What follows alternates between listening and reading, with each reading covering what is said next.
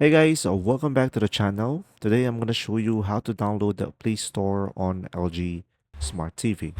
So, first one is press the home button on your LG remote, and after that, look for and open the LG Content Store from the menu. And from there, just simply use the search bar to look for the apps you need, like YouTube, Netflix, or Spotify, and many are available now. Just simply select the app and click install, and the app will be downloaded directly to your LG TV. Now, guys, if you want access to Google Play Store apps, consider connecting a Google Chromecast, Amazon Fire Stick, or Android TV box to your LG TV via HDMI, and these support the full Play Store.